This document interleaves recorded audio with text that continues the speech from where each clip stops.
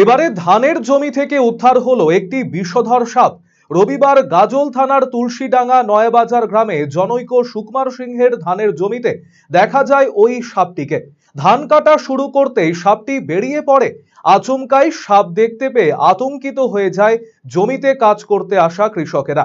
এরপর অজগর সাপ ভেবে সেটিকে ধরে বস্তাবন্দি করেন এক গ্রামবাসী। পরবর্তীতে জানা যায় সাপটি চন্দ্রবোরা, লম্বায় প্রায় 4 ফিট। সাপটিকে স্থানীয় ফরেস্টে ছেড়ে দেওয়া হবে বলে জানিয়েছেন সর্পপ্রেমী অভিজিৎ ভট্টাচার্য।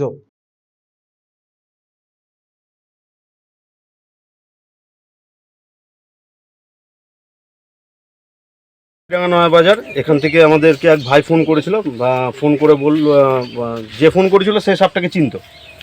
তো সেই বলল যে এখানে হয়তো চন্দ্রবোরা, না হলে অজগর একটা ধরা পড়েছে, আমরা বস্তাবন্দি করে রেখেছি। তা আমি তখনই বললাম যে আমাদের এখানে অজগর পাওয়া যায় না, তাহলে সেটা চন্দ্রবোরায় আছে, তোমরা বস্তায় যখন ভরে রেখেছো তো ডিস্টেন্সটা মেনটেন করে রাখো, আমরা আসছি।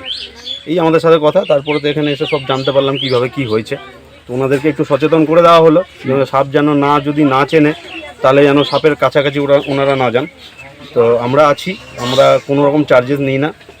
আমাদেরকে ফোন করলে আমরা যত তাড়াতাড়ি পারি এসে রেস্কিউ করে নিয়ে যাওয়ার চেষ্টা করি। বেরিয়েছে, সাপের নাম হলো চন্দ্রবোরা। তো ওই সাপ দেখে ধান কাটার সময়, হারভেস্টে ধান কাটছিল আর কি, ধান কাটার সময় সাপটা বেরিয়েছে। কি সাপ? চন্দ্রবোরা হবে। চন্দ্রবোরা কত ফিট লম্বা?